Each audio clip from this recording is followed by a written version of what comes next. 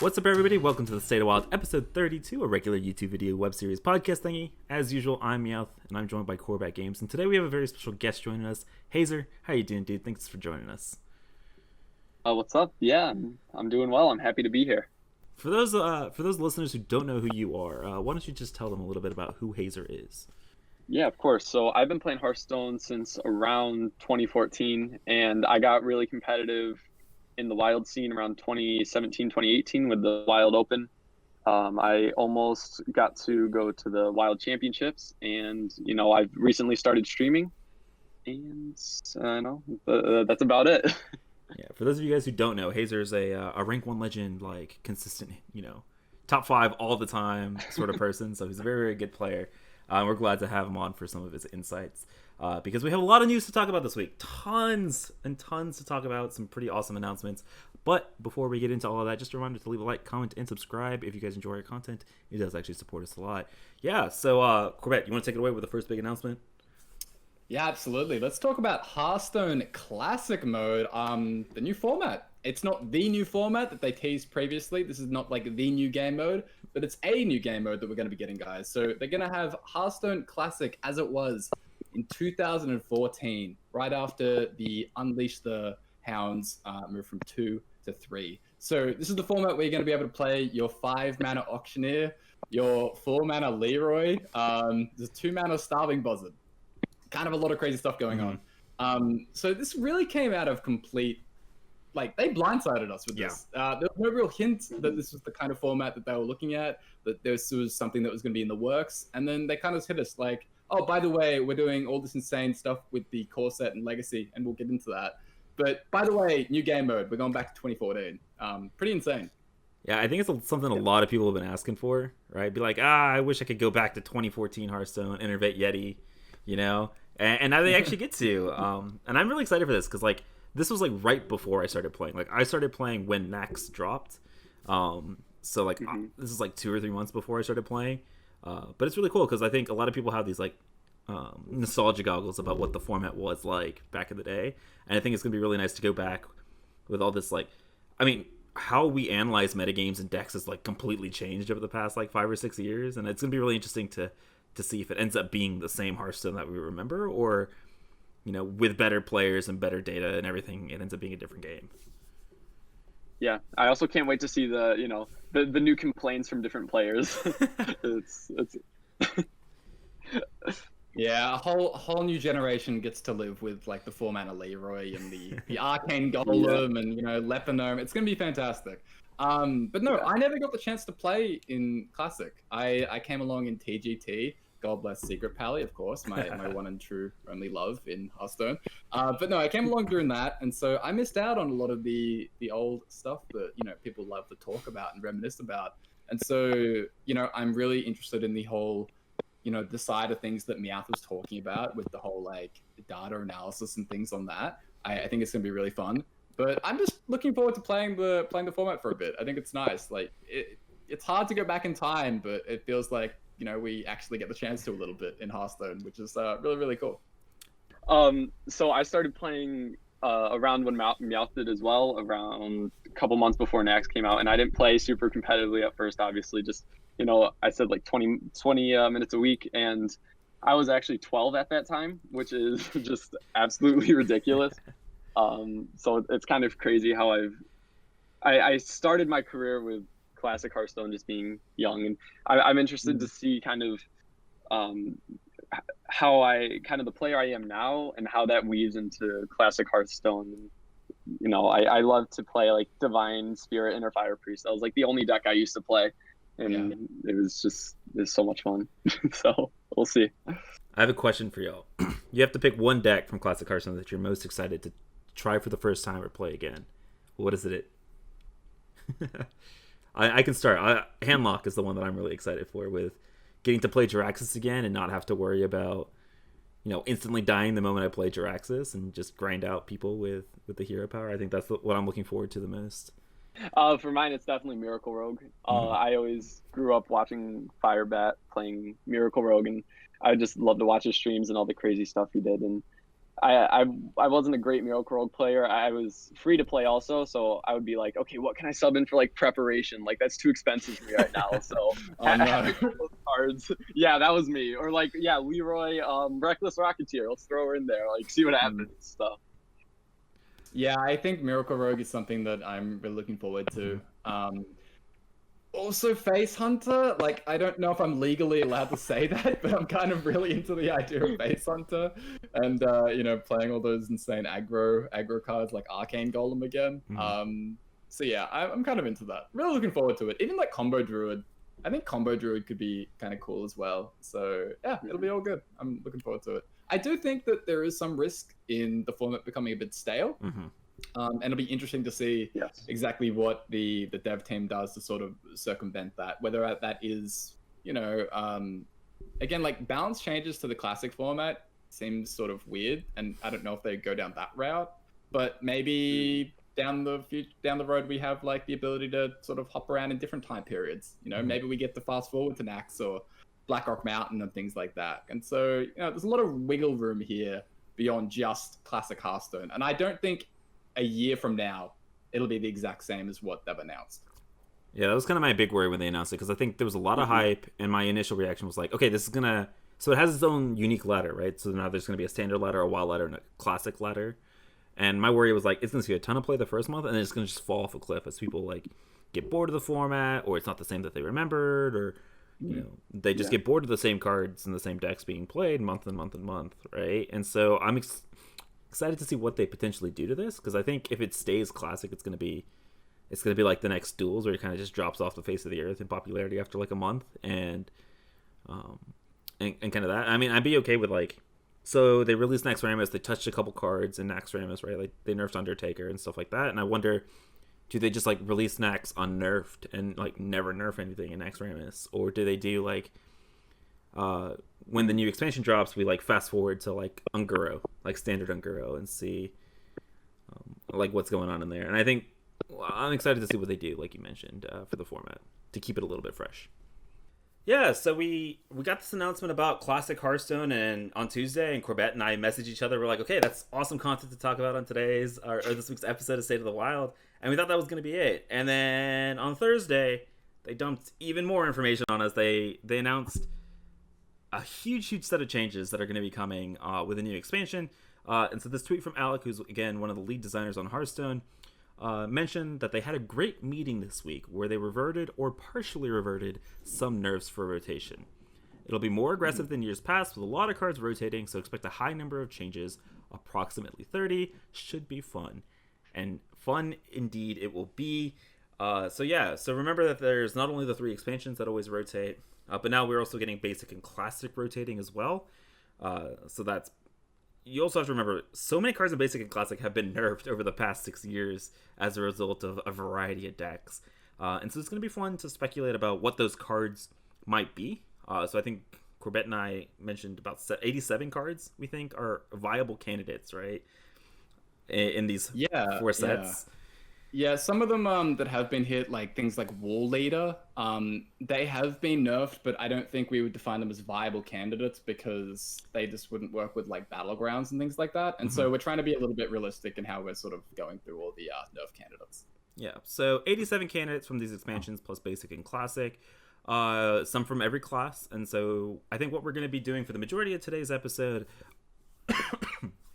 excuse me, is talking through all of these cards, some more than other, I think, as more viable candidates for unnerfs. But talk about whether we think that they'll unnerf this card, whether they should unnerf this card, why, obviously, and then kind of what we're excited about potentially unnerfing this card, and why that's exciting for Wild, right? Whether it's new decks or archetypes that it might push. Let's go ahead and dive right on in. We'll go by class order. So let's start with Demon Hunter. So Demon Hunter had a bunch of cards nerfed from the beginning of this year. So the Initiate set is rotating, I believe, with the 3 expansions this year. And so they are looking at adding some of those back to the core set, like the new core set for 2021. But some of those will also rotate to Wild. And so those are potential viable candidates for unnerfs. So let's go ahead and talk about some of these. We have Eldrazi Warblades, Eye-Beams, Gladebound Adapt, Battle Fiend, Ultras, Twin Slice, and Blade Dance. I just kind of lump these in together and just pose this as a general question to you guys. Do you think any of these are potential candidates for unnerfs? And if so, why? Yeah, I don't think they would actually hit any, or like revert, I guess, any of these Demon Hunter cards. I feel like the majority of them are still pretty well balanced as they are. They don't really need to be buffed. And I think that also a lot of these cards existed for like a couple days, like a couple days or like a week or something. It just feels very strange to sort of revert them when players are already so familiar and so used to these versions of the cards. So I don't think they will actually change any of these initiate cards upon rotation. Yeah, I'd have to agree with that, honestly. I think maybe the only one that I could see maybe being reverted would be like Blade Dance, but like the rest of them, again, they're pretty well balanced. And I mean, even in Wild, like we don't see many of these cards being played, so I don't think it'll make that much of an impact. The only one that really would be Twin Slice, because then obviously Odd Demon Hunter loses that, which is a big deal. Yeah, so I agree with you guys. I don't think any of the Demon Hunter cards. I think the one that I think could be unnerfed and not really impact WoW would be like Gladebound Adept, as like the only one that probably wouldn't significantly impact any decks. Like that going to 7 attack instead of 6, but yeah, I don't know. Demon Hunter's not very exciting, so let's go ahead and talk about the cards that are maybe more exciting to talk about because actual potential candidates for unnerfs. I'm gonna keep mixing up my words here because it's really weird to be talking about unnerfs. I'm usually kind of ingrained in my brain. Yeah, wait. So should we refer to them as unnerfs or reverts? Or it doesn't matter. I'm gonna say both. Like, yeah, I'm gonna say whatever comes out of my mouth is what I'm going with. So yeah, we'll just roll with it. All right. So let's talk about Druid. So Druid, throughout history, has had some pretty broken cards, I think. Let's go ahead and talk about maybe the most classic, memed about nerfed cards. Let's talk about Keeper of the Grove and Ancient of the Lore. So Keeper of the Grove is currently a 4-mana 2/2 that either deals 2 damage or silences a minion. It used to be a 4-mana 2/4 with the same effect. And Ancient of Lore, a 7-mana 5/5 choose one with restoring 5 health or drawing a card. It used to be able to draw you 2 cards. So yeah, what are your opinions about these 2 cards? I think a lot of people are expecting them to rotate and be unnerfed. Do you guys agree with that? Yeah, I think that if they rotate, they will be unnerfed. The thing that is going on with all these basic and classic cards is that we have no freaking clue what's going to be returning to the core set. So about 1/3, I think, of the classic and basic cards are coming back. So for this entire conversation, we're mostly just going to be pretending that they're rotating. And if they stay, then whatever. But yeah, if they rotate, they'll be buffed. I mean, sure. Like, they're both trash, and they both deserve to come back a little bit more than, like 7-mana draw one. 5, like, come on, let's not do that. Yeah. But let's talk about one that maybe is a little bit more controversial. Force of Nature. So this is currently a 5-mana spell that summons 3 2/2 treants. But back in the day, it used to be 6-mana summon 3 2/2 treants, but they all had charge. But then they would die at the end of the turn. So yeah, I mean, Force of Nature has kind of found a place in Standard with the standard token spell Druid. Do you guys think that this is going to get reverted if it rotates the Wild? Honestly, I don't think so. Okay. I don't think that they'll change this. I think it's one of those cards where if it gets reverted and rotated, then I don't think it's going to see much play still. I don't know if it's powerful enough compared to the stuff that we have, or the tools that we have access to still, Would I like it to be? Yes, but I don't think it will be. Yeah, I think it's totally fine if they revert this. Like Force Roar for 14 damage. Woo, 9 mana, 14 damage. Oh, watch out. Exactly. Yep. But, like, I think it would be totally fine. But yeah, I just don't know if it's a prime candidate because the current version of Force is actually like fine and sort of good for Treant decks, and it doesn't. It's like different, but it's a fine rework to me as opposed to like a strict nerf. And so I don't think they'll change this one, but I wouldn't mind either way, really. Yeah, I think I would have been all aboard reverting this card before they announced Classic Hearthstone, right? Because then it goes with their whole mantra of like play the decks that you used to play. and you could like now Yeah, technically true. play Force of Nature Savage or Druid. But now that Classic Definitely. Hearthstone's a thing, I'm a lot less confident that they'll revert Force of Nature, and I'm kind of really hoping that they don't, to be completely honest with you, because like you said, it has a place in a really niche deck, but like you kind of need cards like that for those decks to ever exist, you know? And, Yeah, I think that's a good point, Meowth, in general. Is that you want the classic format that they're about to do to feel special, and you want it to feel unique and something that you can go back and do these things. And so I think, you know, you don't want to take away that niche from a card that like Force of Nature, where it probably won't be that playable and good anyway in Wild. So like, why take away that very special experience in the classic format? yeah, true. Yeah. All right, so let's move on to our next card, Spreading Plague. So yeah, that really, really annoying 6-mana Druid card that every aggro player hates. Believe it or not, it used to cost 5 mana, because God knows what these devs were thinking when they printed that card. I am like 99.9999% confident they will not revert the change on this card, and if they do, you know, Next. No, This isn't no. getting changed. This isn't getting changed, and I don't think people want it changed. So yeah, true. No. Another card that I don't want changed, Innervate. So Innervate used to give 2 mana crystals.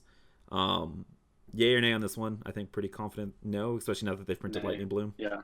Yep. All right. Hey. Going fast. Aviana. Yeah, Aviana used to cost 9 mana. Wait, Hazer's got a huge thumbs up here. Oh god, no. I love Aviana. Oh Jeez. no. Oh my God.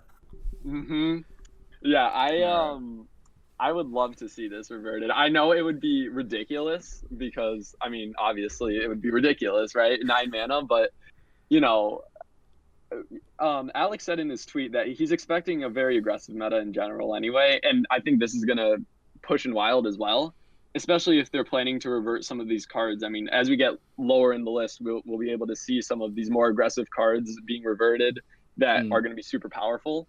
So, I mean, obviously Druid has all the ramp, and then with a 9 mana Aviana, it'd be crazy. But like, I kind of want to see that. I want to be in that meta. Oh no. I don't want to I understand what Hazer's saying about the idea of like, look, would it be that much of a threat? But at the same time, it was nerfed for Wild, and Yeah. I think that like any card that was nerfed for Wild reasons, I heavily doubt that they'll be reverted. I think most of these reverts will obviously be focused on cards that are still rotating. So I'd be shocked if they did Aviana, but I know that Hazer isn't alone in that. I see a lot of like, bring back Aviana. You know, those are the same people that said bring back Raza, and then Raza terrorized the format for 6 months. So yeah, but some people still like Raza. You know, some people. I mean, still, that's fair. I think that was a success. okay, I get that, but also Aviana is still very, very playable at 10 mana, and she's a lot more balanced at 10 mana, and combo druids are still fine. So I think I would be very sad if they unnerfed Aviana, but I do see the point. It is like nostalgic, right, for all those people that loved Mallet Druid and Starliner Druid and Togwaggle Druid.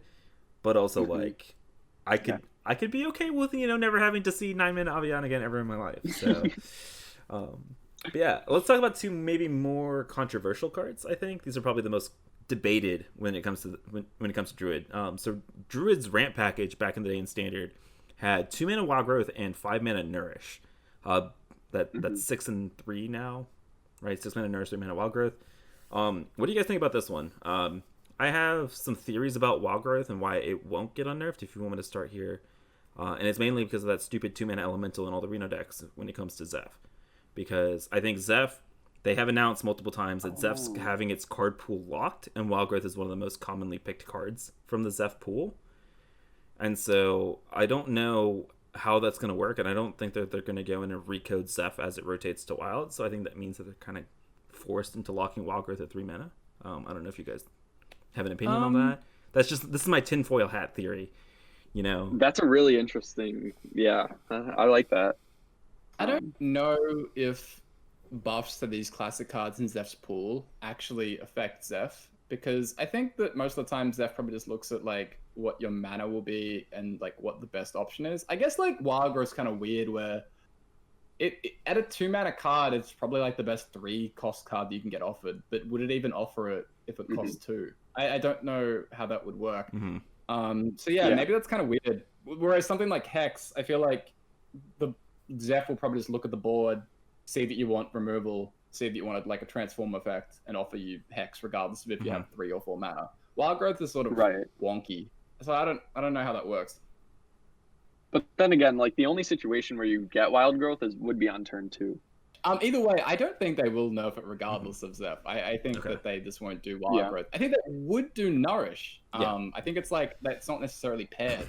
I think Nourish is fine. I mean, we live in a world with Overgrowth. I think Nourish is okay. Whereas Wild Growth into Oak and Wild Growth into Overgrowth, like as a 2/4, that sounds kind of disgusting. I'd rather not go down that road. Yeah, I mean, two mana Wild Growth was, I think, one of the best cards ever printed in Hearthstone before they nerfed it, and that was including like in Wild. And so I'd be very surprised if they like nerf this card or unnerf this card. God, I'm still doing it. But yeah, Nourish, I think, like you said, I think Overgrowth exists now, and so like Nourish is not nearly as bad or egregious. And I think I would be okay with seeing a Nourish. Maybe not if I also have Aviana unnerfed, but I mean I'd be okay with a Nourish revert to 5 mana. And the one thing to consider too with Nourish, is that it refreshes 2 mana crystals, right? So you still have mana after that. So that's also important to think about when comparing it to Overgrowth. I think that there's definitely like a big difference there because you got that 2 mana back. Yeah, there are situations where Growth is better, and there are situations where Nourish is better. I think they're actually very comparable, like power level wise, which is kind of why I'm fine with Nourish. Yeah, like for the most part, because I don't think Overgrowth is that egregious and wild. We'll see about the ramp package in Druid. So yeah, looking back at Druid, I think we were happy with Keeper of the Rare of Ancient of Lore and Nourish. Force of Nature is like a maybe, and then a bunch of nopes for Plague, Innervates, Avianas, and Wild Growths. So just recapping that. I'm not even going to acknowledge Hazer's points about Aviana. So let's move on to Hunter. Hunter, the class that I think a lot of people are really hoping for a lot of reverts for. So let's start off with Flare. So when we were going through these, like I said, I had my Zeph tinfoil hat on, and I don't think that they were going to nerf Flare. So Flare used to cost 1 mana, I believe, right? That's the pre-nerfed Flare. I guess with your argument for Wild Growth, maybe it would be okay if Flare was 1, because it still sees secrets. How much mana do you have remaining? Let me give you Flare. But I think also at 1 mana, I think you have to remember, it's like it also draws you a card, right? So it was a 1 mana draw card in Hunter, which I think is still gonna be pretty powerful in Wild. I feel like for decks that like are looking for a combo of some sort, right? So like Knuckles Hunter and stuff like that. Would you guys be okay with 1 mana Flare, 1 mana draw card? I promise, Meowth, I'm not scared about Knuckles Hunter. I'm okay with giving Knuckles Hunter Flare. Okay. No, I think this would be good. I was gonna say it's fine to give. I am mostly just scared of it for Zeph. That is like the one reason why I have any issue. Otherwise, I'm like, you know what? Give Hunter all the buffs in the world. God, Hunter needs it. Doing has suffered. But yeah, I'm fine with this. I think if it goes to 1 for the most part. I completely agree. You know, I made a joke one time that I think if all Hunter secrets if every Hunter card got docked by 1, then then the class would still be balanced in Wild. Yeah, let's do it. That's fair. All right, Unleash the Hounds. Used to cost. I mean, I'm gonna go back to the 2 mana Unleash the Hounds. I don't think we're gonna go all the way back to like early days of beta, because I don't think anybody wants to see that Unleash the Hounds. But 2 mana Unleash the Hounds. I think I'd be okay with 2 mana Unleash the Hounds, but I also think that like Unleash the Hounds is maybe something that could totally stay at 3, and I don't think it'd make that big of a difference because I don't think any deck ever runs this anymore in Wild to begin with. Yeah, I'd be really weirded out if they buff this. I just think the 3 mana Hounds is something that people have been using for 6 or 7 years. I think like when we're talking about these very old reverts and things like that, it's mostly the cards that the moment they were dropped, like the moment they were nerfed, they were just never seen again. Well, like we're talking about Ancient of Lore, and just like, does that deserve a revert? Does that deserve to be unnerfed? Because everyone still only has that memory of 7 mana draw 2 Ancient of Lore. No one has any memory of the draw 1. That's because it was trash. Whereas like Unleash the Hounds has actually seen play, and it's like the version that people are used to seeing. And I don't think that kind of card really fits why you would do a Wild revert in the first place. And so I think there's like no shot that they revert Unleash. But a card that I think kind of fits your exact definition of the Ancient of Lore analogy. Let's talk about Starving Buzzard. So this is a card Oh, poor starting Buzzard. I think it used to cost 2. It used to be a 2-mana 2/1, and then it became a 3-mana 2/1. And then they eventually just said, screw it, this card's dumb, and made it a 5-mana 3/2. And just completely killed the card. So I am all aboard the bring back Buzzard train. I can already see the starving Buzzard Master's Call Beast Hunter in my head. Like it's maybe finally being a deck. What about you guys? Starting Buzzard, yay or nay? Definitely yay. I would love to see it. Yeah. I think yeah. Yeah, I think it would be fantastic. I think give me like I'm just such a complete addict for any deck that is smorky and just draws lots of cards and is like cheap and you just like I just love those types of decks. Yeah. Just like letting me rip through my deck and hit my opponent in the face. That's the dream. And so Buzzard, like it's not even like the Buzzard Unleash combo, just like things like Buzzard Alley Cat, Buzzard Warpatinger.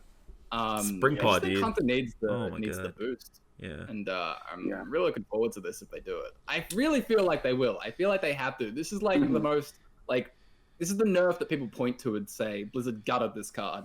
And I feel like they have to kind of bring it back. Well, it's probably the second example for one that we'll talk about a little bit later. But yeah, I think. Oh yeah, true. There's one. Yeah, one other. Yep. Yeah. But one more. I'm looking forward to starting Buzzard just because I never got to play the Sunshine Hunter, right? The 2-mana Buzzard with Unleash the Hounds and draw through your entire deck by like turn 5, turn 6. That like Life Coach and Reynad used to play all the time and like Beta. I never got to play that, and I'm not gonna be able to play that in Classic Hearthstone, I don't think. So I'm looking forward to this, and like actually being able to play some of the good beasts as well, right? Hunter's got some pretty solid 1-drop beasts to kind of combo with this, so I'm excited, and I really hope that they bring it back. All right, so next up we've got Hunter's Mark. So Hunter's Mark has had an interesting journey. It used to be 0 mana. It didn't see play for the longest time, and then Hunter became OP in Standard, and so Hunter's Mark was one of the cards that they ended up nerfing a couple times because of that. It went from 0 mana to 1 mana to now it sits at 2. So I guess 2 questions. Do you think that this deserves an unnerf, and do you think that it goes back to 1 or 0 if it does? This is a Hunter card, right, Meowth? Mm-hmm.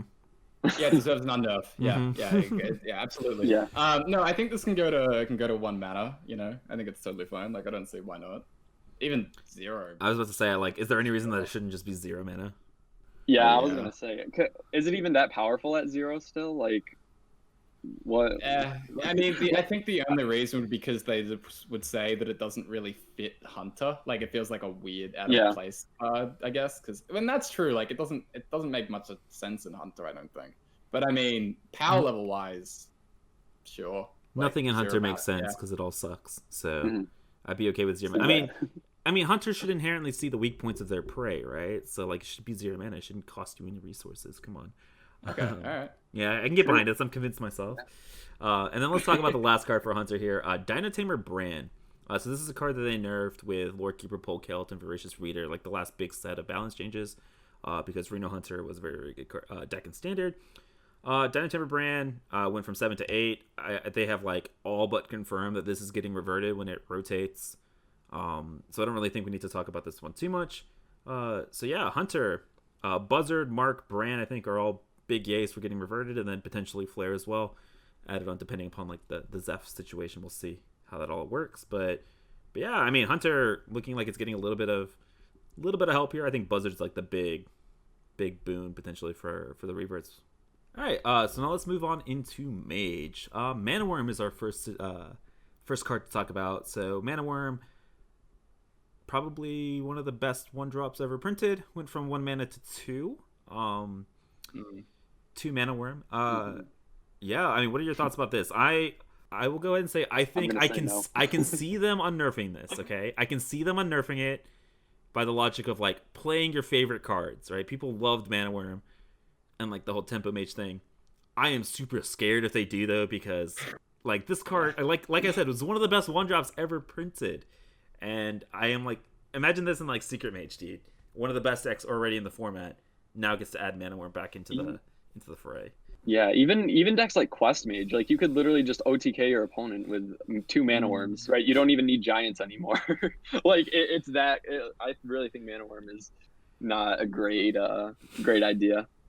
Yeah, let's not do this one. I think people just forget like what Mana Womb is, because some people like when this came up, people were like, "Oh, do you even run this in Secret Mage?" And I'm like, "Yes, you run this in Secret Mage." It's like it feels in a specific weakness in terms of like one drops, where like Mana, like Secret Mage's curve right now is so 2-drop heavy, and you have to hit Lackey, otherwise you feel like you're low rolling sometimes. And just like feeling that weakness, it's just disgusting. Like you don't even need to run that many spells. It's like if you hit one spell, if you're on the coin, it's like a 2/3 that has the threat to get bigger. Like it's so disgusting. And let's not do this one, guys. let's look at other unnerves. Yeah. Next up, Luna's Pocket Galaxy. So this was 7 mana for the longest time. They had this whole like Boomsday Buff event where they buffed it to 5 mana, completely broke standard, and then they reverted it back to 7. So what are your thoughts about reverting this back to 5?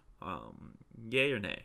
It's got to be a nay for me. I think it's way too powerful at 5 mana. I think it's just ridiculous. I mean, to be able to, on turn 4, right, you've drawn 4 or 5 cards. Like, it just in a regular LPG Mage, if you can play that on turn 5, or turn 4 on the coin even, right? Or if you hit a Zephyrus, right? Zephyrus Wild Growth into Pocket Galaxy, like I don't think you can lose. Yeah. Like it's too powerful. Yeah, I don't want to say this one, but I think part of why like I'm happy with it being at 7 is because of another card that we can talk about, which is Dragon Caster. Yeah, I think if Dragon Caster, it's currently 7 mana 4/4. If you're holding a dragon, your X spell costs 0. If that goes down to 6, do we really need the LPG buff? Like LPG is kind of getting like a mini buff if we do that. So let's just do that one instead. And I think that one, Dragon Caster in general, is something that people are a lot more comfortable with. I'm a lot more comfortable with Dragon Caster compared to LPG getting sent to 5 or something.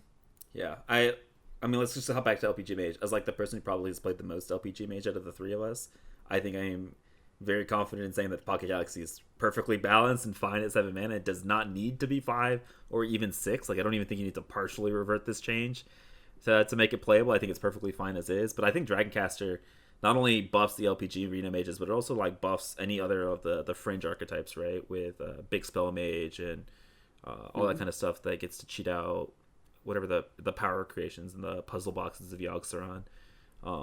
Which I think is perfectly fine. But yeah, I'm all aboard the Dragon Caster. I think part of me always feels a little bit weird that like Dragon Caster power crapped Solia, as the 7 mana legendary. But like I'm okay with Dragon Caster being a card, and was like, so I'm okay with the trade-offs. All right, so let's talk about another card that got completely gutted because of standard. Let's talk about Conjurer's Calling. So this is a card that was used in standard. I don't know. Is it called Hand Mage, like Book of Specters, into Mountain Giant? It was in Cyclone Mage. They just called it Cyclone Mage. Cyclone Mage, okay, yeah. Basically used on Mountain Giants and Mana Giants to, cheat out billions and billions of stats with Khadgar. Yeah, I mean, Conjurer's Calling went from 3 to 4. Do you think that this has a place in Wild if they revert it? Personally, I think that it has potential. I think at 3 mana, it's really strong, but it's not like, the card that is gonna like send you into a frenzy, right? Like I think it's fine at 3 mana, honestly, and it has potential to make some type of difference in the meta. Yeah, it's on the one hand, it's not the type of card that I love very much, where it's like very explicit mana cheating, and it's kind of rewarding you for getting down things like Corridor Creeper, and then just like, hey, here's a couple 7-drops and things like that. On the other hand, it's like, does it really impact that much? Probably not. So it's probably okay. So yeah, I don't have a big issue with it. I think you mess with it in stuff like in LPG Arena Mage, right? Since all your stuff now costs 1. But then also like Conjurer's Calling was like a huge part of the Odd Mages with Jan'alai and stuff like that. And I know Odd Mage is like a deck that doesn't really exist. It was a legit deck back in the day with Conjurer's Calling and Bran and Jan'alai. And I think Conjurer's Calling, like, just bringing it back to 3 mana would at least give people access back to that, even if it doesn't end up in a top-tier meta deck. So I'm all aboard reverting Conjurer's Calling to 3. Yeah, okay. Last 2 cards for Mage. Open the Waygate. So this is a move from 6 spells to 8 spells. This was a nerf 4 wild, so I highly doubt that this will get reverted. And then Turtlemage Pilgrim. So this was nerfed because of Potion of Illusion, Turtlemage kind of archetype and standard. And I think this one's a little bit up in the air. I mean, do you guys think that this will get unnerfed upon rotation to wild, or do you think that it's like toxic gameplay pattern, for the lack of a better word, is kind of reason enough for them to not revert this card? Yeah, I think it won't get reverted just because of that play pattern thing. I'm kind of actually okay with Pilgrim personally, but I think enough people despise it that this won't happen.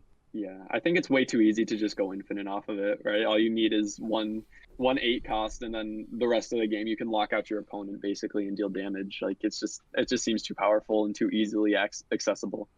Yeah, the infinite ice block that we also get in wild is something that people were very angry about, and I understand that. Yeah. I understand it. So I would be shocked if they actually reverted this one. Yeah, same. All right, so let's talk about Paladin. Let's start off with the easy one. Equality got nerfed from 2 to 4. Even with Libram of Justice now in wild, I think we're very happy with bringing this back to 2 because that means slow Paladin decks don't have to run the Librams. Yay, everybody agree with that one? Equality back to 2? Yeah. Yep. Sweet. How do you feel about it if it goes to 3? Sorry, like you find us going straight to 2, but you don't like because like odd pally. Yeah. Is that a concern if they like half measure it? Well, like it's actually probably more balanced and healthier for the format if you just send it straight to 2. Yeah, exactly. I think that's like better for the format. So, yeah. I mean, I think at 2 you also get Pyro Quality as like an actual board clear now as well. Yeah. So I think, dude. Would 3-mana Quality really be running on Paladin? Yeah, I'm thinking about that. Would you even run it on Paladin? I mean, like Darkler, like you have I can see it. Yeah, I think like against taunts, Void Lord type situations, I think it does a lot for 3 mana. It depends what the meta looks like, maybe. Yeah, okay, maybe. But I think I'm hoping that it goes to 2. Please no half measures. Give us 2. Yeah, I hope it goes to 2 as well. Speaking of Odd Paladin, Level Up, I think, was nerfed from 5 to 6 because of Odd Paladin, and I think I'm perfectly okay with Level Up staying 6. Odd Paladin doesn't need any help. Yeah, I mean, if Quartermaster can exist, why can't Level Up exist? Yeah, I don't want to have to be scared of 4 Quartermasters on turn 5. Right? Yeah. Okay, and enough about Odd Paladin. Let's talk about literally any other Paladin deck that might get a buff because of Call to Arms going from 5 to 4. I think this is maybe one of the most controversial options to unnerf. I'm gonna go ahead and say, for those of you guys that don't remember the terrible days of 4-mana Call to Arms, Aggro Paladin with Valanir and Quarter Creepers, yeah, you must have blocked it out, trauma suppressing your memories, because Call to Arms is a busted card at 4 mana. I think the format has gotten a lot more powerful in the year and a half, maybe 2 years since Call to Arms. So I don't think it would be as egregious, but I think 4-mana Call to Arms would still be a very busted card. So what are y'all's thoughts on reverting Call to Arms from 5 to 4? So Call to Arms, if you had have asked me this question 8 months ago, 6 months ago, I probably would have said like, no, let's not do this. Mm-hmm. I am a lot more comfortable today with the idea of Call to Arms getting reverted. I think it would actually be okay and would actually, be a good thing to kind of promote some non-odd Paladin archetypes. Like it's not going to be in hand buff Paladin, which is kind of like the closest other aggro pally we have right now. I'm shocked a little bit at how my opinion has changed, where it was such a hard no less than a year ago. And now I feel like, yeah, sure, like screw it. I mean, we're dealing with 8/8s on turn 4. We can deal with some 2-drops. So I think it would be a good thing. Yeah, 4-mana Call to Arms. It'd be super strong. Like, it would be a great card, even in Wild today. But I think I'm okay with that. Yeah, I have to agree. Yeah, like Corbett said, like, we're facing boards with like 30 stats on turn 4. So what's a couple 2-drops, right? I think it's, I mean, everyone said it's a really good card, right? But Wild is supposed to have good cards, and maybe it pushes some type of new Paladin archetype. And I personally really enjoyed even Paladin when that was half of a thing.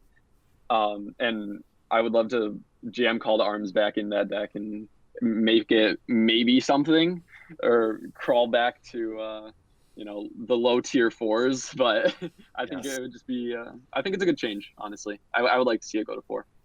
I mean, I think we're comparing it to the stat dumps of Darkler Warlock, though, and I don't know if that's maybe the best comparison, because I don't think Darkler is necessarily healthy for the format, right?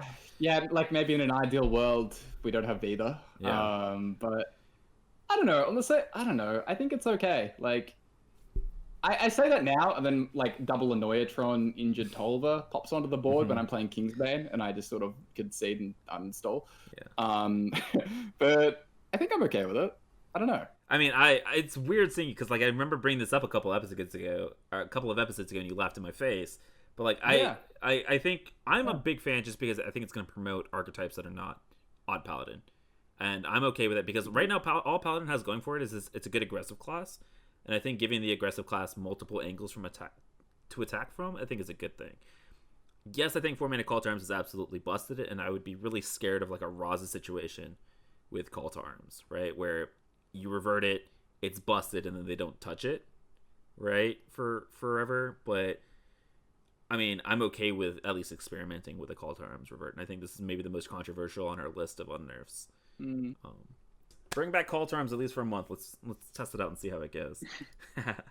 All right, let's move on to Priest. Let's talk about the first one, Holy Smite. I want to lead off with. So this was eventually this was initially a 1-mana deal 2 to anything, right? So it ended up being like a combo piece most of the time with Velen, or for like the APM Priest to kill your own little, what are they called, test subjects, like the get me out of here's. Yeah. But I actually think that the current Holy Smite's a very, very good control tool, piece of removal. I think Holy Smite's fine as is. I'd be very surprised, especially since they like just changed it last year, that it'll get changed again. So I don't think Holy Smite's a great candidate.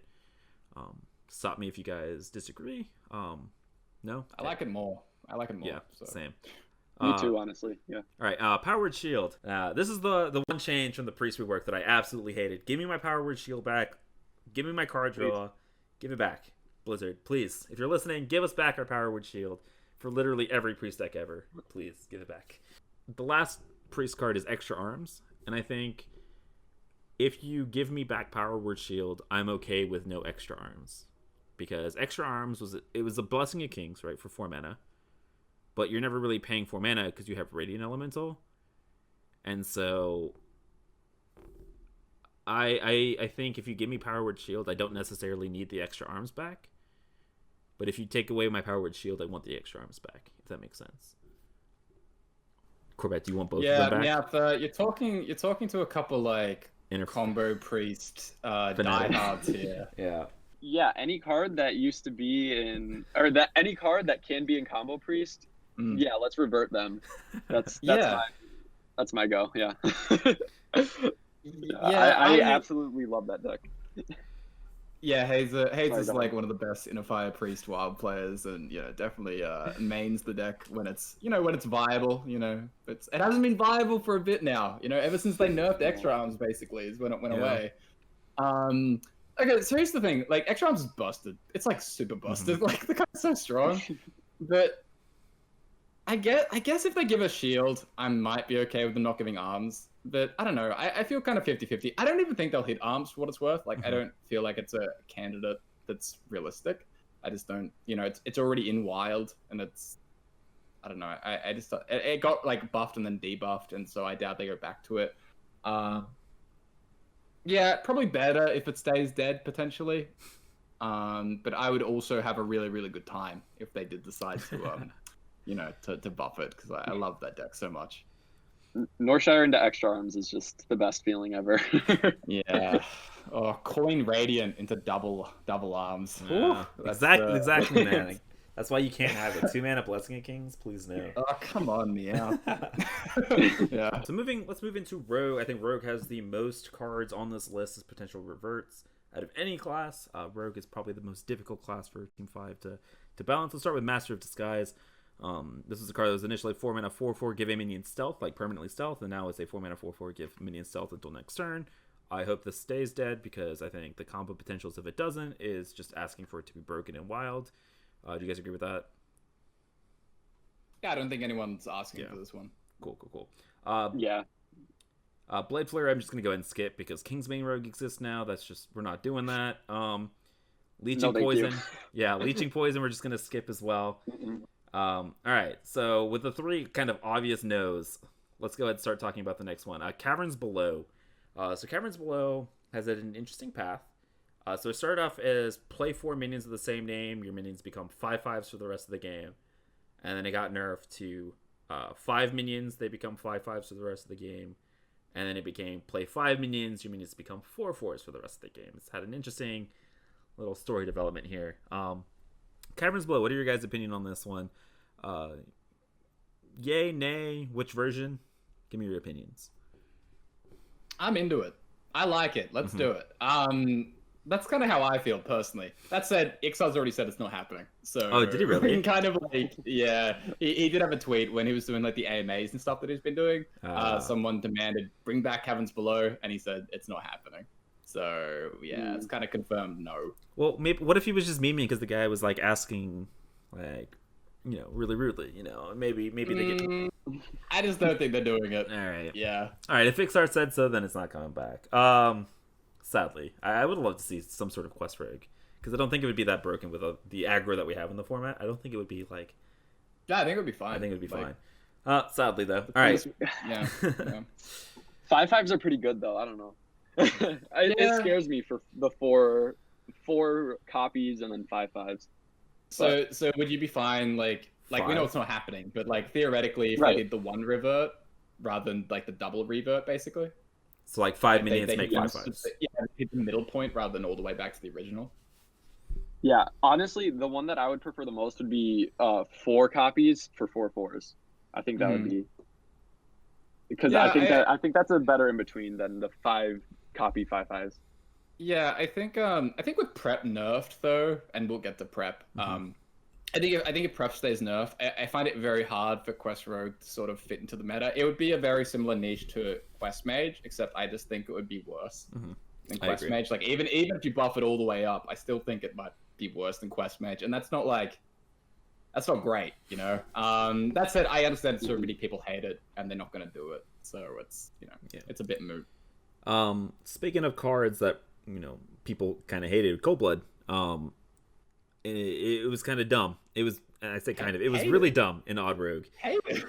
Hate. I mean, I loved Cold Blood. As somebody who was at the time playing a bunch of control decks, I absolutely despised Cold Blood, especially in Odd Rogue. And I think now with Kingsbane and everything, and the aggro rogue that's coming around. I mean, do you think that they'll revert Cold Blood? I'd be really, really scared if they did. No. Well, I mean, it would make Odd Rogue really, really fast. Like with Nitro Boost as well. Like that deck would be so nutty. I don't think they're doing Cold Blood. I think that'd be a little too much. Yeah, I think Cold Blood would be way too good at 1 again. And but catch me playing the South Sea Deccan double Cold Blood Faceless. That was one of my favorite combos ever. In standard, in the classic mode. In classic, yes. Yeah. Okay. All right, now let's talk about prep. We kind of alluded to this earlier. Prep used to discount your next spell by 3. Prep revert, dude. I think it's gonna happen for nostalgia's sake. Really? I think so that people can play the Miracle Rogues in Wild. I think that it might happen. I think it's gonna be scary. I think Kingswane's gonna be nuts with a reverted prep 0 mana raiding parties. But I think they do. I mean, like, the whole mindset that they've kind of had towards Wild is like play the decks of yesteryear, right? Like the decks that you remember from Standard, and I don't know, like Oil Rogue has kind of developed into Kingsbane, and then Miracle Rogue. They all kind of relied on 3 mana discount prep, and so I could totally see them reverting prep, especially now that they don't have to design and balance around it in Standard anymore. If they do end up rotating it, I think I could totally get behind them changing it. Even though it'd be really, really scary and really powerful. Yeah, I don't know. Again, it's just one of those cards where if it does get reverted, it just becomes so scary. You know, like Kingsbane becomes that much better, right? And for the sake of playing Miracle Rogue, I don't know if it's worth reverting so people can play Miracle Rogue. You know what I mean? Like, I don't know if there's that much of a reason to revert it. I honestly think that it's pretty balanced at discount by 2, right? I think that it becomes a worse Innervate, but like original Innervate with the gain 2. So I think it's perfectly balanced at 2, and I hope they don't switch it back. Yeah, my general philosophy for like pretty much all these nerfs is if a card is like currently good enough to see competitive play in Wild, don't touch it. Like, we don't need to go any further. Like that's my general idea. And I think prep, I think it's a fine card. I don't want this really changed. I don't want 0 mana raiding party ever. Like, let's not make that a thing. I would also be surprised if they buff prep. Mm-hmm. I was a little surprised to hear you say that you think that's a candidate, Meowth, because to me, I would find this very, very unlikely. So it's obviously better than stuff like Keeper the Grove and stuff like that, but I think these are the cards from yesteryear, right? That in the first couple of years of Hearthstone that people loved. It was the defining feature of decks, and like the way that the Hearthstone team has talked about Wilds and stuff like that, about how they, even if they aren't good, the ability to play those decks, right, and have those turns and do the things from 2016. I think that's the reason that I think prep is a candidate, right? Even though it does see play now, like I totally could see them doing it. I don't hope for it, right? Like discounting 3 would be absolutely busted, but I think it is something that, like, if they ended up reverting this, right, I think there would be a lot of outcry, but I wouldn't be surprised. Like that they would kind of fall in line with what they've done in the past. All right, so let's talk about Evil Miscreant. So it was a 1/4 now. It used to be a 1/5. I mean, Miscreant sees fringe playability now in Wild. Do you think it sees play as a 1/5? I don't think it needs to be a 1/5. I don't know. I'm trying to think of how much of a difference that makes, honestly. But I think it might be more than I'm like processing. That being a 3-mana 1/5 that also draws 2 like cards that can also draw cards and do other things is super powerful, especially just for like the evolving lackey, right? Having that 1 extra health increases the odds of that living 1 more turn, and then snowballing that into a 4-drop with the evolving lackey. So I can see this one being reverted, honestly, but it's one of the ones where I don't think that I would like to see it. So it is one of the smaller buffs, or smaller nerfs at just 1 health. But the fact that it is just a 1 health nerf makes me think, why even bother doing the switch in the first place? Like, it's fine as is, and I don't think anyone's going to be caring either way. So, let's go in a different direction. And I think we're spending way too much time on it. So let's go ahead and move on to the next one. Yeah. Necroman Apothecary, the Barnes and Rogue. This is one that I like. It's really hard for me to get a read on Necroman Apothecary, but I pray that they do not revert this change, dude. I don't want another Barnes in the format. Like, please no Necroman Apothecary. And it's also a Barnes that you can run 2 of. Yeah. This won't happen. It shouldn't happen. It's not happening. Next card. All right. Let's talk about the Rogue Galakron then. So Rogue Galakron, when you drew the cards, they used to cost 0. Now they cost 1. I think this is one that can get reverted. Probably should get reverted, because we never really got to play with the Galakrons in Wild because Standard ruined all the fun. Give me back my 0-cost cards. I've been playing so much Pillager combo Rogue. God, give me my 0-cost cards back, please. Yeah, I'm fine with this. This card says Galakron, which means I'm pretty much okay. There's one exception, but Galakron card's good to go for me. Yep. So all right. Bring it back. Hazer, you want Galakron Rogue back? I don't. It wasn't really ever a thing here, so I don't know if it's coming back. But yeah, I'd like to see it. I love 0-mana stuff. So. And then the best rogue card we saved for last, Edwin Van Cleef, has been guaranteed to be getting reverted back to 3 mana. Our boy Eddie's coming back. Corbett can bait you all with Dustweed once again. So let's move into Shaman. Tuskar Totemic used to be able to summon any totem. This is a card that they just will not revert because they have now printed Totem Goliath. Like, it's not coming back. That'd be so funny, though. Like, really, that would actually be hilarious if the meta was defined by who could summon Totem Goliath on turn 3. That would be kind of hilarious in a weird way. Let's not do it, but can you imagine? Like, Circus Amalgams is coming randomly out of this? Oh, God. Yeah. Oh, they've printed a couple totems. Yeah. That's not good. And this one's a little less relevant, but the 0/4 that buffs all your totems. The eyesore. Yeah. Oh, God. Yeah. Yeah. Oh, yeah. Let's not play. Like, we're playing Hearthstone already. Like, that's our gambling. We don't need to insert even more gambling. Let's talk about 2 kind of aggressive cards now. Let's talk about Rockbiter and Spirit Claws. So Rockbiter currently costs 2. Used to cost 1. Spirit Claws used to cost 2. Used to cost 1. And it's currently 2.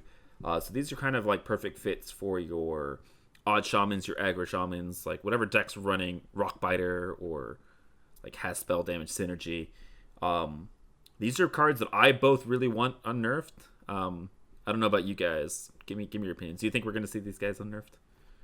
I hope they are, honestly. I think that, Spirit Claws is a fine card at 1 mana. Obviously, it's one of those busted ones, and same with Rockbiter. But I think that Shaman in Wild is still just like pretty non-existent, right? And this is one of those things that kind of pushes that extra archetype of Odd Shaman and could actually make it pretty okay. I actually think Odd Shaman could get really good. With these cards. Like Spirit Claws, just the guaranteed 3/3. That guaranteed 3/3 weapon. It's pretty crazy, right? And even like with things like a Nara, the Rockbiter is a really good standalone card. But when you have all these sort of natural Wind Fury synergies and things like that, it just kind of goes into the insane territory sometimes. But I'm into it. I want it. Let's give it to us. Let's play all these Odd Shaman cards. Let's make Odd Shaman. Can you imagine Odd Shaman being like a tier 1 deck? Like, wouldn't that just be absolutely the cream on the amazing? cake? Yeah. Yeah, wouldn't that be incredible? Oh my god. But yeah, I mean, it's a fair deck. Yeah, like it really is, and it like it's just like burn like aggro, the evolution of aggro shaman. Like I actually kind of really want this, even though it might feel a little much when they get Spirit Claws on 1, just because that 3/3 weapon is just bonkers. But yeah, I'd be okay with it. Yeah, I think Spirit Claws is the one that I'm hesitating a little bit on because Ixar in one of his AMAs said like Spirit Claws was one of the cards that he evaluated like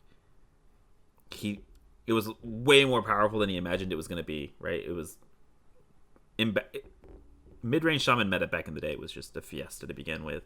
And it's like I can see maybe a little bit of hesitation as a result of that, but also like give me the Spirit Claws. I want to play some Odd Shaman. I think this mainly because it pushes this archetype that's not going to be like it's not currently seeing play, and I think I would love to see that. So let's talk about a couple more classic cards. Hex and Flametongue. So again, little Zeph tinfoil hat Hex, but maybe that's not the case. I think the funniest part about this was it was moved to 4 right when like Shaman was at its like lowest point, and so people were very up in arms about the Hex nerf. But I think it was mainly to bring it in line with Poly, and so I don't really think that this could get changed. I don't really think Hex is that big of a candidate. I don't really think it's going to make that big of a difference. But Flametongue Totem I think is one. Flametongue Totem in the Even Shaman that copies totems and buffs totems and does all the kind of shenanigans I could see potentially being really scary again. Now with all the additional totem synergy, it would be the highest drawn win rate card. It would be like the top performing card in Even Shaman, basically guaranteed. I don't know if I want that. Like that's such a massive boost, and I also think the gameplay that the Flametongue promotes is a little iffy, where it's very snowbally. And it's like with Surge and Might now, and even like Splitting Axe, it's just a lot. And so I feel like people pushing it because Even Shaman's bad. I think that just because something isn't good right now doesn't mean you should give it the really, really good stuff. And like, it's not going to necessarily make the format healthier, even though it would improve a deck. But, a lot of people are angling for this, so I seem to be a little bit more in the minority. But yeah, I'm a little bit terrified of what Flametongue can do. Maybe I'm out there. What do you guys think? I think I'm on board for a Flametongue change. I feel like it was such a important card when it was 2 mana, right? And then they changed it to 3, and you very, very rarely saw it. I mean, when Totem Shaman was a thing, I guess you could kind of count that. And like, yeah, Even Shaman would be pretty broken, but I think that Even Shaman, I think I'd be okay with an Even Shaman meta, honestly. I never really hated that. I think it creates interesting board situations, but the mirror would probably just end up being who draws Flametongue, which might not be fun, but other decisions could be better. Yeah, so. I will say that I think it's actually very likely that they revert Flametongue. Like I think this is a pretty likely candidate, despite me feeling like I hope they kind of don't do it. So I think they will do Flametongue because it is very iconic and things like that. Yeah. I'm in the same boat. Like it's iconic, right? It's like the Shaman. Yeah. Kind of the face of the Shaman class. So let's talk about the Galakron package. So Galakron Shaman was oppressive in Standard. It was like okay in Wild, and we never really got the chance to refine and mess around with it because it was immediately nerfed because of the stupid standard players.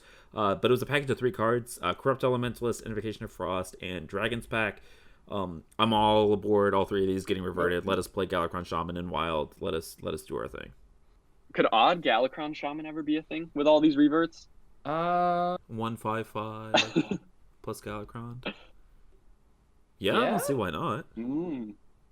Yeah, odd Galakron see. Shaman. Wow, meta breaker before even like we're picking the meta breakers out 3 months before it happens. Oh my god. All right, and then Mogu Flesh Shapers. This used to cost 7 mana. Now it costs 9. Do you want Mogu Mutate deciding games? I think that's the question. No. Very simply no. Yeah, let's not. I don't like this one. I was surprised though when it came up. How many people seem to be okay with it, and I am not. I am not okay with Mogu getting summoned on turn 3 very easily. So I hope they don't do this one, and I also don't think they will do it. Yeah, I don't want turn 3. I don't want the swingy. It's like the Barns, right? Like the swing turns that happen early in the game that just decide the game. I'm okay leaving those nerfed because they're just not fun. They don't promote fun gameplay, and I don't like them. And I think Mogu's one of those. But yeah, so lots of good cards for Shaman potentially, and lots of just absolutely hell no's. Warlock. Let's talk about Soulfire. I think this card is perfectly balanced as is. I don't think it needs to be 0 mana. I think we're good. Possessed Lackey. This is a. I was talking about this on my stream today. I think this is maybe one of the more controversial like opinions as well. I don't even know if you would still play this, which is kind of insane, right? Like, do you still play Possessed Lackey in like a key block list? I think so. I mean, personally, I think another cheap-ish way to pull out your big demons would be fine. It's like a 5-minute Corbett, what do you think? I mean, with no Dark Pack though, like I guess now you have Plague of Flames, right? So maybe. I don't know. I think at 5 you do play it. I think you do play it, but I think also it would be fine for the most part. I don't know. Like, you can never really play this naked a lot of the time. Like, just 5 mana 2/2 Death Rattle. Mm-hmm. That feels so slow in like current Wild. Like Void Caller, some people call out Void Call for being too slow, and sometimes it is, but most of the time it's not. Like, most of the time Void Call is like still really, really, really good. And I think 5 mana Lackey would also be quite good, but what I mean, my ideal is Void Caller goes to 5, and then this also goes to 5, and then we just have the pair of the 5 cost. Like, that's my perfect world situation. But yeah, I'm kind of a little. I don't know what I'd think about Lackey, to be honest. I can see it either way. I think the fact that Possessed Lackey is 5 mana and it doesn't have the Dark Pack that restores 8, and we'll talk about that in a second. I think that's why I'm like, on Possessed Lackey. And I'm also, because I despise the recruit mechanic, I'm perfectly okay if this stays dead. I don't think Warlock needs any of the help. Yeah, sure. Yeah. I prefer not. I agree with that. I just don't think. I don't know what kind of impact it would make, but I would still say no, because I think even if it is like not that good, the downside is that, hey, what if it is really good? Yeah. No, let's not do that. Yeah. All right, let's talk about the Dark Pack that we just touched on. Dark Pack restores 4. It used to restore 8. I'm scared of this if they revert it in like something like Dark Glare Warlock, or Keep Lock. Like, no thank you. No thank you. I do cut Spellstones for this. Yeah. In Dark Glare. I think so. you do. Yeah. This is just disgusting. Please no. Yeah, let's not do this. 8 health is so much health. Let's not go down that one. Yeah. Christ. So Fiendish writes, this was a Galakron Warlock card that was nerfed because of standard. I think we're just kind of on board with most of these. Bring it back, unnerf it, let us play Wild Galakron Shaman if we so choose. And then Bloodbloom and Sack Pact was the last 2 cards.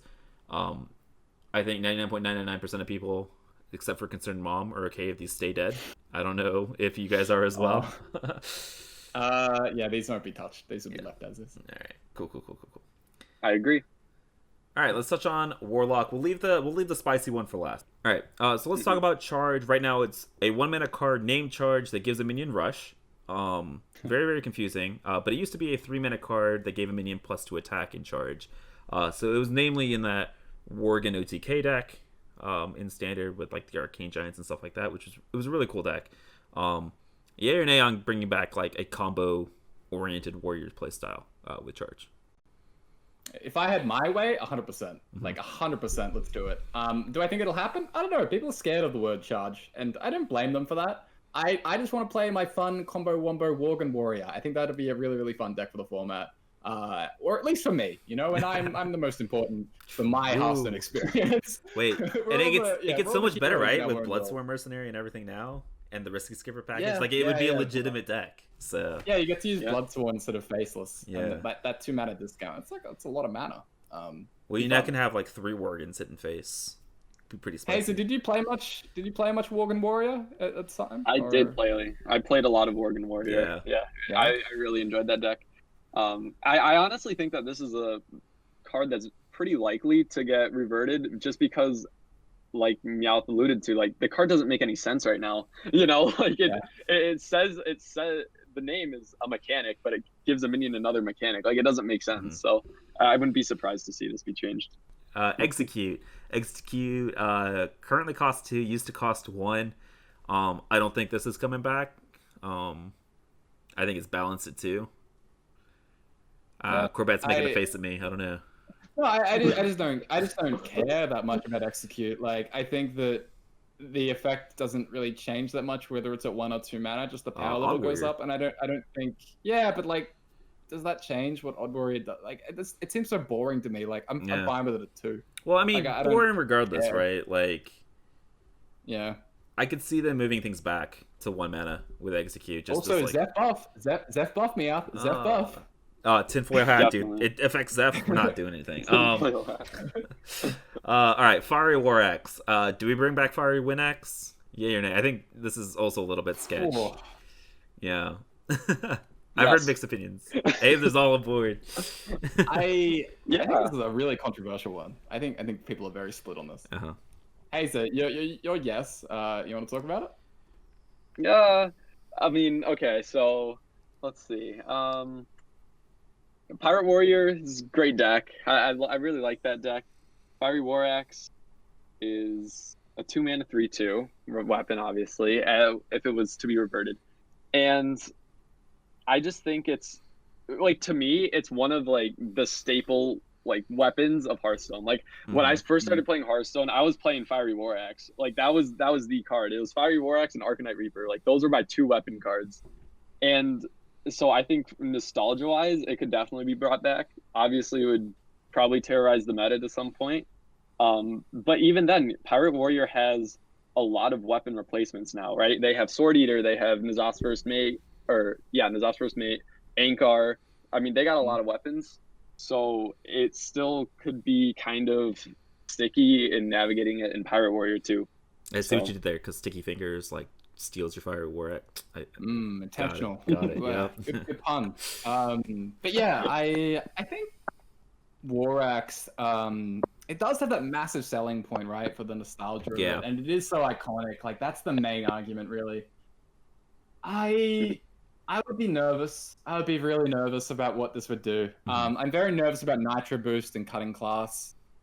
When you have that much redundancy for it, right? Like, it's going to be super easy probably to get 0 or 1 mana Cutting Class in Pirate Warrior, and it's such a strong card. Just going like 1-drop into like War Axe, Coin Nitro, Cutting, like things like that, openers like that are just yuck. I don't know.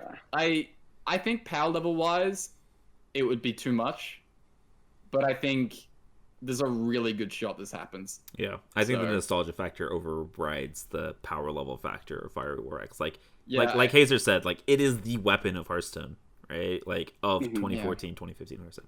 It's Fiery War Axe. And so I totally see them bringing this back. Like, regardless of power level or anything like that.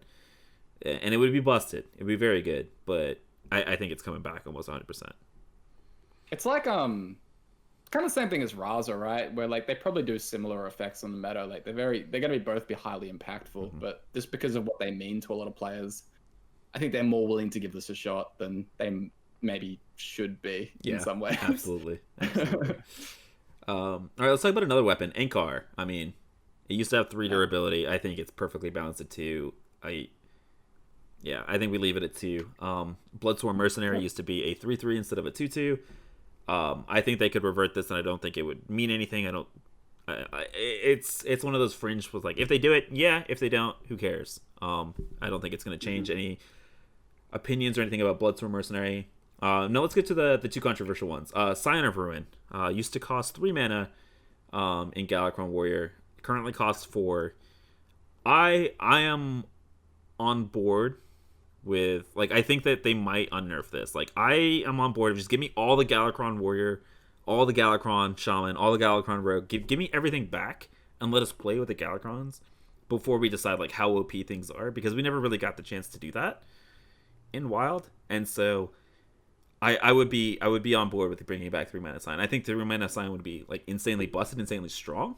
But let me play with it. Let me do things with it first before we kind of decide things like that, because we never really got the opportunity to do that. I agree with that. Yeah, I would like to see it brought back to 3. But I know Corbet's gonna say no. Yeah, I'm gonna say no. My general rule again is like, if a card's good enough in Wild, and this card isn't just good enough in Wild, like it's the best card in Galakron Warrior. Like, it's still really, really good. I don't really want to say this one buffed. This is like my one exception when it comes to the Galakron cards, because this is the one that feels like it was the most. It was just like, it was just discounted for no reason. Like it's really, really good at 4, and at 3 it was completely insane. Yeah. And so I don't know. I'd rather not, but sure. All right, now let's talk about the big one. Let's talk about Warsong Commander. Do we bring back Patron Warrior? Yay or nay? Again, it's one of those situations too where it's like, how powerful will Patron Warrior even be? What, I was thinking about this a little bit, and I think one of the real problems with Warsong Commander is its charge mechanic with Frothing Berserker too, because it's such an easy OTK for, if you have a patron down. I just think that I don't know if Patron Warrior would still be that good, honestly. Yeah. I think that I am also yay. I am also yay for this one. And it's so funny to me that I'm like, Scion of Ruin is too much, but Warsong. But no, I think that, the OG version of Patron Warrior, I think that probably wouldn't be very good. I think that a lot of things like Void Lord sort of probably would cause that problems, or just like ice. I don't know. I feel like this in general, it might not be that amazing. But I think that the type of deck that it promotes is very, very fun, skill intensive, interesting to me, very different than a lot of other Wild decks. And I think for all those reasons, I would be super into it. There is kind of a risk with a card called Skipper. See what I did there? Where Risky Skipper is really, really busted potentially with like Frothing Berserker, things like that. And so, but I still vote yes. I still want to see what like a Patron Warrior looks like in modern Hearthstone, because I just find that deck. I'm sad that I missed out on playing that, and I kind of just want to have a shot at it. I think it really, really fun, the type of deck that a lot of people will like. Then again, a lot of people will hate it. Maybe. Yeah. So. Well, I mean, I think you have to remember like the super degenerate version of that deck, like it needed like Emperor Thors, and it needed to get to like turn 9, turn 10 to OTK, and like you might not have the ability to do that in today's Hearthstone, right? Even like the slower decks like Wiener Priest and Big Priest. It makes me think: is there a real difference between what this can do potentially and what ETC Warrior can do in Wild? Yeah, or like, I don't know. I don't think so. I mean, I think the damage output is a lot higher in this deck than ETC Warrior, right? So like if you're queuing into like an Odd Warrior or something like that, like maybe like that's like the big difference. But I think in general, like, it's very similar decks. I think the bigger issue would be like, does Patron Warrior coming back push out the odd paladins and the stuff like that in the metagame? And I'm not like 100% certain that it does. Like if they're super scared of that. But I also just like, give me Patron Warrior back. Give me modern day Patron Warrior, and we can nerf it again if we need to. But like I would be okay with it, even if it was just like a Quest Mage style deck, right? Like not that great of a deck, but it's there for like nostalgia's sake for the people that want to play it. I think is the big thing. I would be 100% on board bringing back Patron Warrior. It was like this is when I started playing Hearthstone. Like seriously, was like Patron Warrior, Demon Hamlock, kind of mid-range Paladin days, and like man, this is like when I fell in love with Hearthstone. So like I am all on board bringing back Patron Warrior. All on board. All right, so let's. I know we've been talking for a while, but we're on to the neutrals. We're almost done, guys. So let's talk about kind of this neutral package, I think, of aggressive cards. So let's just kind of lump them all together. Leper Gnome, Undertaker, Arcane Golem, Knife Juggler, and Abusive Sergeant. I'm just kind of lump those together. These are decks that are cards that were in aggressive decks for kind of like all of Hearthstone history until they got nerfed. Leper Gnome used to be a 2/1. Undertaker used to get +1/+1 for every Death Battle minion. Arcane Golem used to be a 4/2 instead of a 4/4 with charge. Knife Juggler used to be a 3/2, and Abusive Sergeant used to be a 2/1.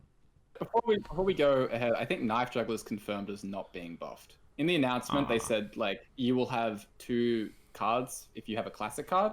So you will have a 3/2 Juggler in your classic collection and a 2/2 in your normal. So I think Knife Juggler has been like soft confirmed, not getting changed.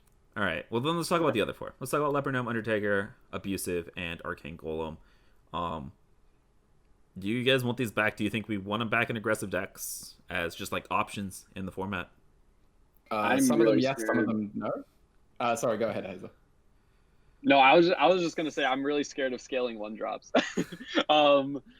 Undertaker was probably, we talked about Mana Worm being one of the strongest 1-drops, but I think Undertaker definitely challenges for that like top spot in its prime. Like, turn 1 Undertaker, coin Death Rattle into 2 Death Rattles, and like you literally cannot lose that game. It's just way too powerful. It scales way too much, and I don't know exactly how good it would be.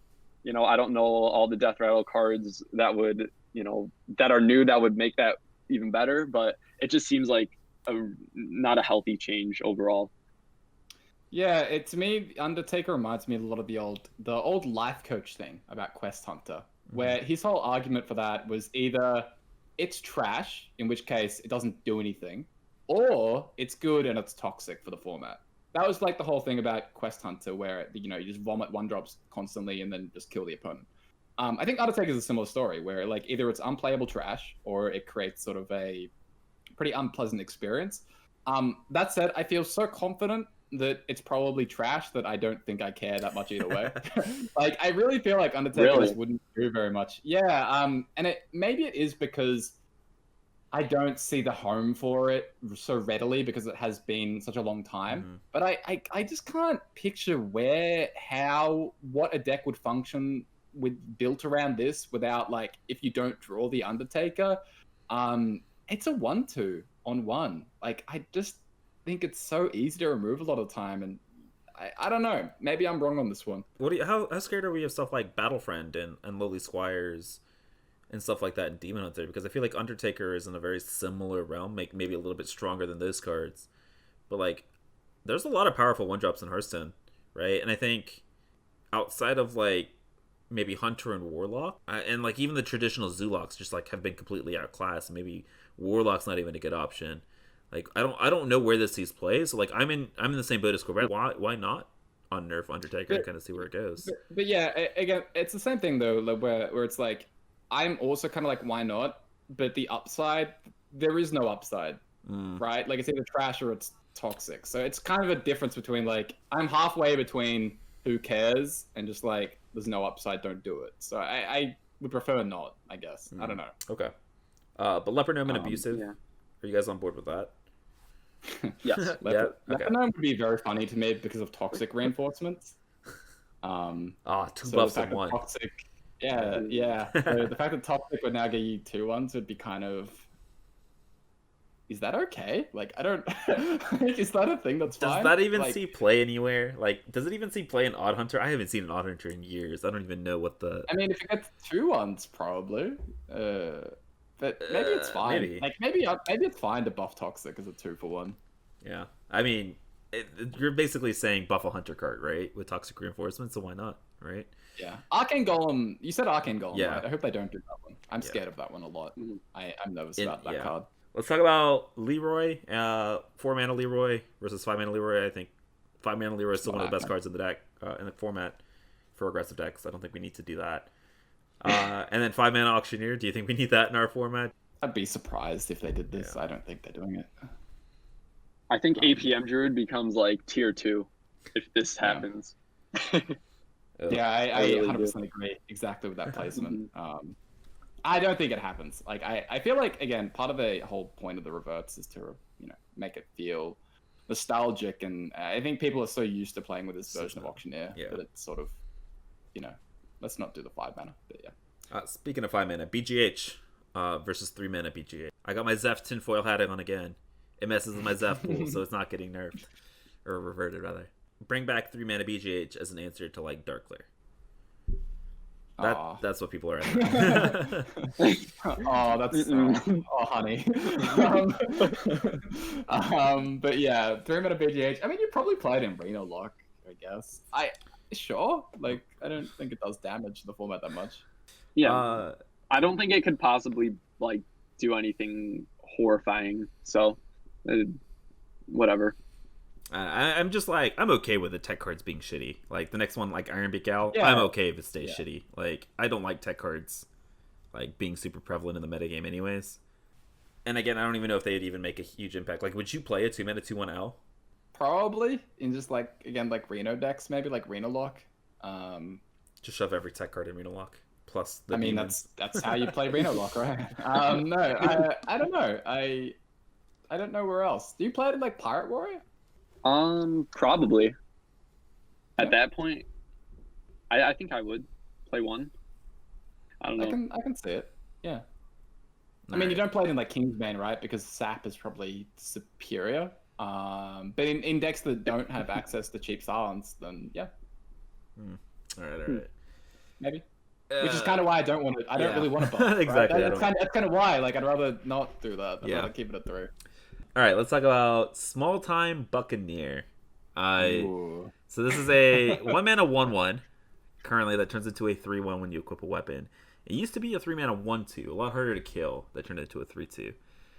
With the current state of Odd Rogue, Pirate Warrior, and Kingsbane, I am not on board with the reverting of this, but I also think it was like people have been asking for it back. Do you think Small Time Buccaneer comes back as a 3/2 on 1?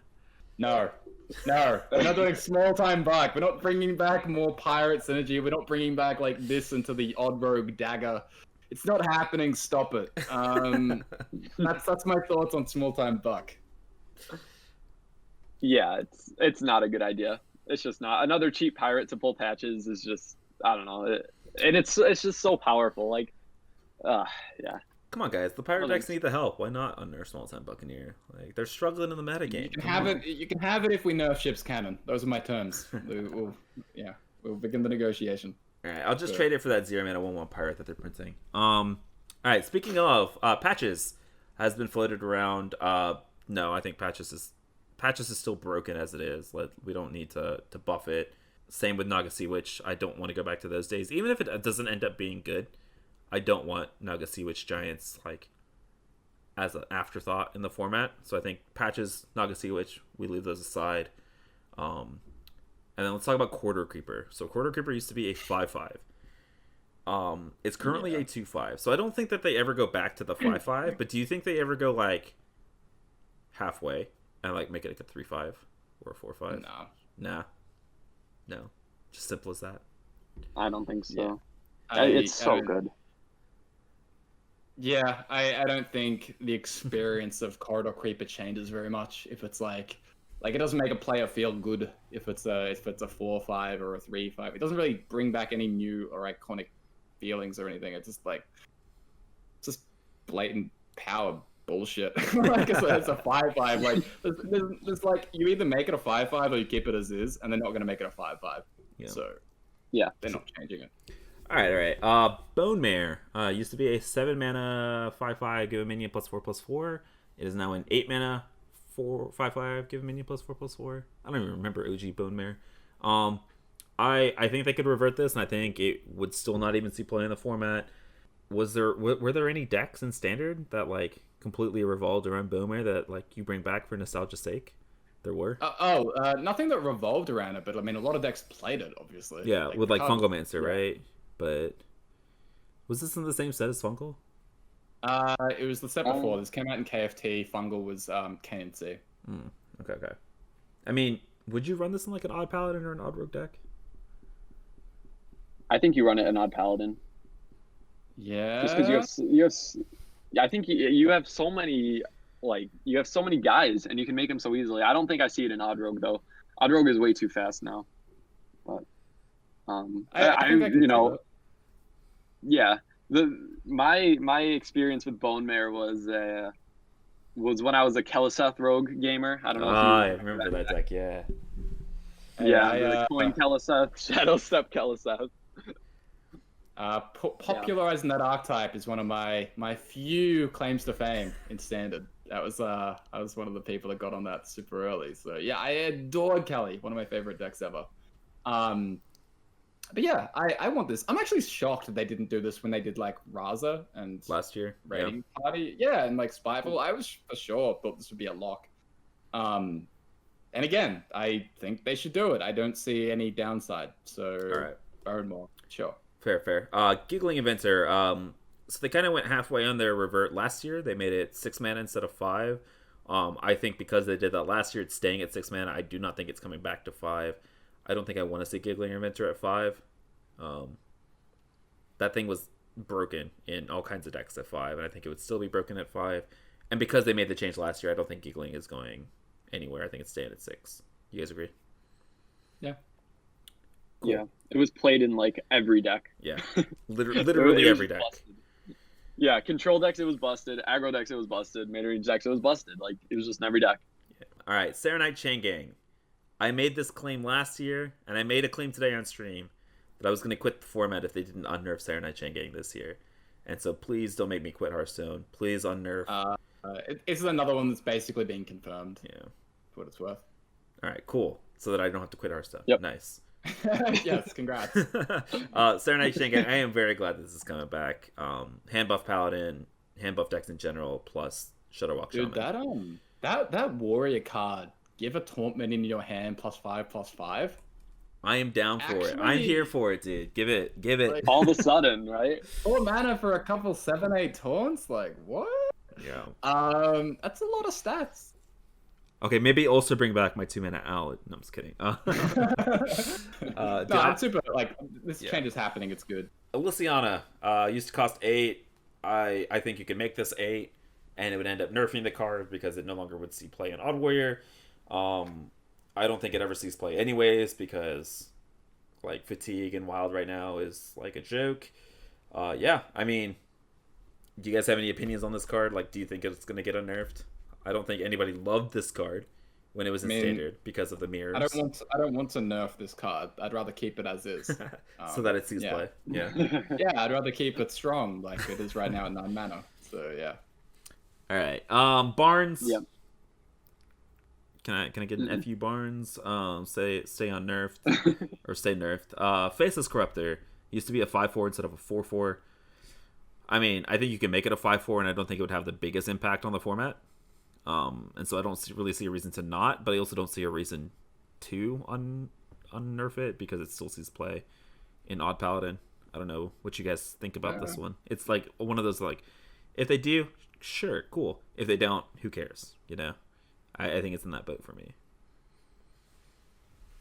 I see it being relevant because, you know, with cards like, this is a super specific example, but like with Lotheb, it becomes a really big deal. And I don't know. I think we're splitting hairs here with the one attack thing again. It's like the 1 health with Evil Miscreant. I don't know if there's much of a reason to do it. I think it's fine. Yeah, same thing. It's in that Miscreant basket for me, right? I don't really care either way. Yeah. If they decide to do it, sure. If they don't, I'm not gonna lose sleep over it. Cool. All right, Dragon Queen Alexstrasza. You got nerfed so the dragons cost 1 that she adds to your hand. Going back to 0 would be great for her, I think. I would love to see it. I think they should do it. I don't see any reason for them not to do it. Same thing with kind of like they broke Galakrond, right? Give me my 0 mana stuff in Wild. Who cares?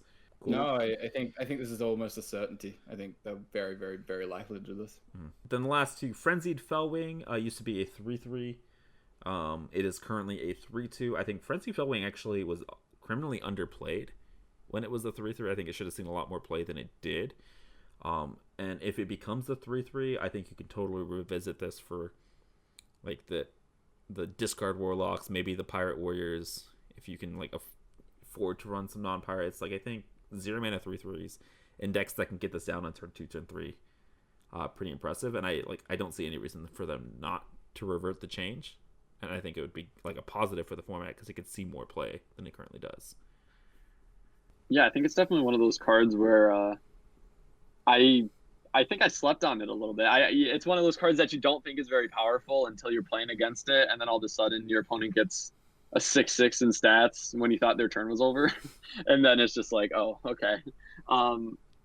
So yeah, I honestly would like to see the change. I think they would be good, and again, reinforcing that aggro is gonna kind of come back. I don't know how good it would be, honestly, but if you, I think it's a good change. I'm going in a different direction. I actually prefer they don't do this. Wait, the aggro main out of the three of us is saying no. I'm very confused here. Yeah, absolutely. I just don't think it promotes anything super positive in the format. I don't know. It just doesn't say. I don't even know like where you would play it, even as a 3/3. Like, I mean, like, is that the point? I'm not putting this in Kingsbane. Not really, because it's going a little bit back to the Undertaker situation, where to me, I don't even think it would be that good. But if it is good, I don't think it's a positive thing anyway. Where I think like vomiting out 3/3s at the end of the turn doesn't feel great, regardless of whether it is actually strong enough or not. So I would prefer it not see play. I mean, it not be buffed, basically. I mean, same thing. So yeah, I prefer they didn't do this actually. So like the non-toxic part or the toxic gameplay is like the zero, like the free stats, right? But I mean, I feel like you have to be free to be competitive in this format, right? So why not just give decks more options? I feel like is my whole goal, right?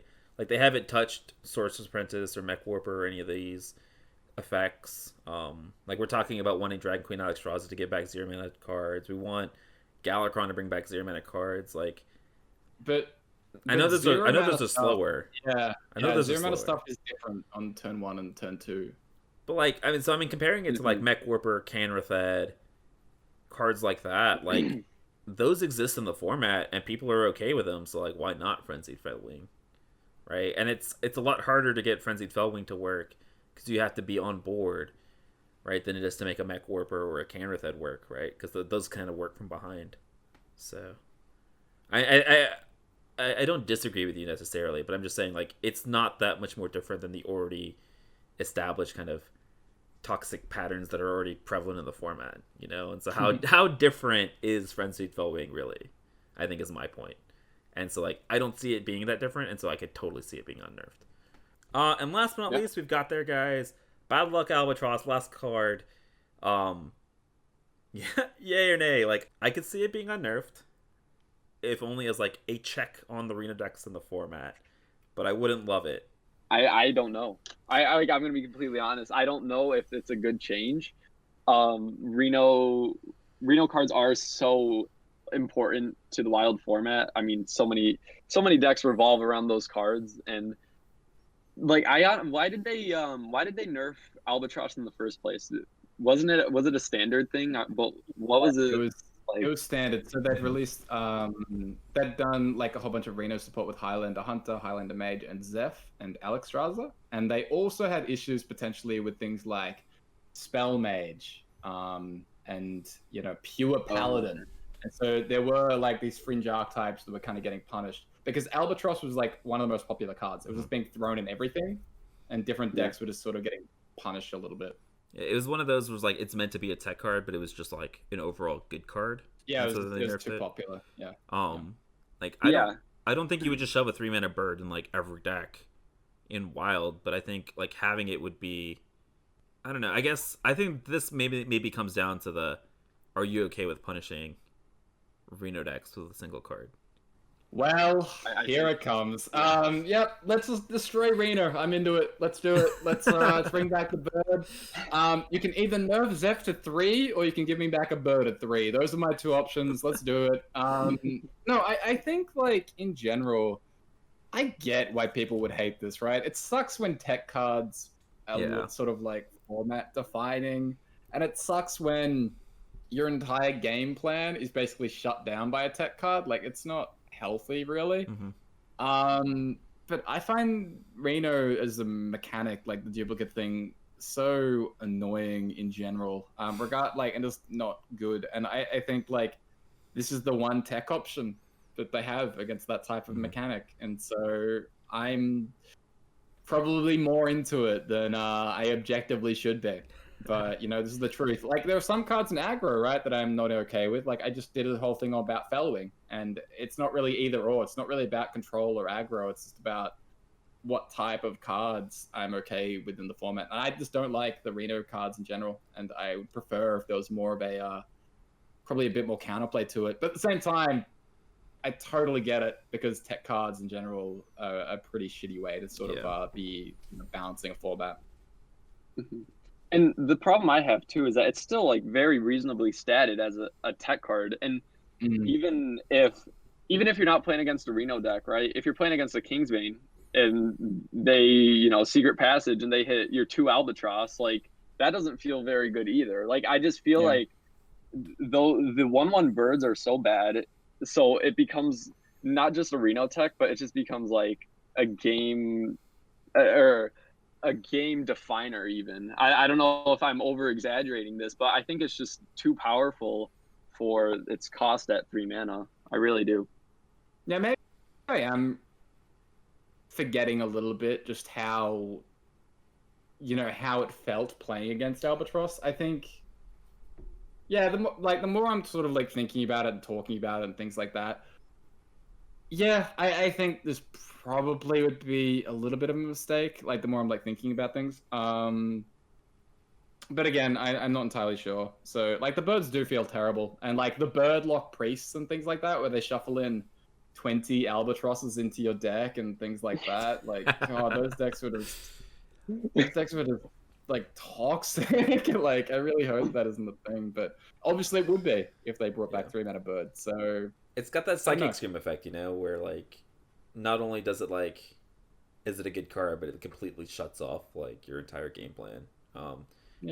Like I floated the idea of like, what if you made it 3 mana, but you made it like a 2/3, right? So that it's not premium stats, and so that like there was an actual downside for teching against Reno decks, and that way you had a way to check Reno decks that wasn't absolute garbage like the Darkness, but it wasn't something that you could just get away with playing in every deck, and also punishing decks like Kingsbane or Pure Paladin, right? Like you would actually get punished for running that card in your deck a little bit, So I think this might be one of those like intermediate unnerfs that I could see them doing. Regardless of whether we think they should, like, do you think it's likely that they do this?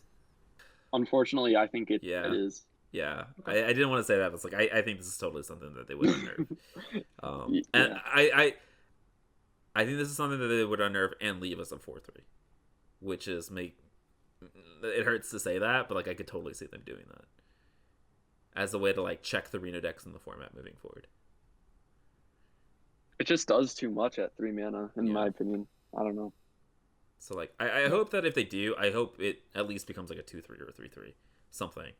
Right. So that it's a lot less like omnipresent in the metagame. But yeah, I mean I think we say this one for last, we've probably talked about it the most, but I think it's just because like if it gets unnerfed, out of all of these cards, this one might have like the biggest effect on the metagame, maybe because of like how strong and how popular decks like Reno Lock and Reno Priest are, and how like it would just become like a staple for the format moving forward, because Reno decks are always going to be a thing, and therefore Bird's always going to be a thing if it ends up staying a 4/3, Yeah, I'm getting swayed. Yeah, I think you guys have convinced me all the way. I think I'm at the point where I'm like, you know what? Let's not do it. Yeah.